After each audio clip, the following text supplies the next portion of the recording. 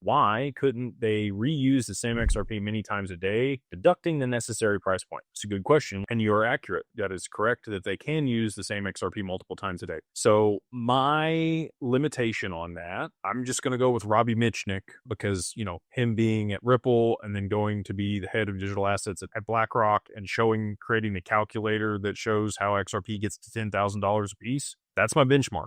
Okay. So I'm going to tell you what he put in there for reuse of XRP. The most in his calculator that XRP was able to be reused in the same day was 10 times. So you can take 1 0 off whatever you think the price could go to. So again, that comes back to available supply, total volume across the network, but you could reuse that same XRP multiple times a day. I don't think that's going to be happening at scale. I don't think all of those XRP are going to be being used 10 times a day, but I could be wrong about that. So, if you thought it was going to go to a $500 XRP in order to be able to meet demand for Swift, it could be a $50 XRP if they could use all of that XRP that Swift uses up to 10 times a day. It's probably going to be more than that. It's going to be more in line with the Pareto principle, right? There'll be, 20 or 80% of that XRP that's used that amount, and the rest of it will be used less than that. Probably be 20% of the XRP that does 80% of the transaction volume, and the rest of it just sits there. So, you can do the math on that. It's still a much higher price than what it is today that would be needed in order to be able to facilitate that, even if they did use it multiple times.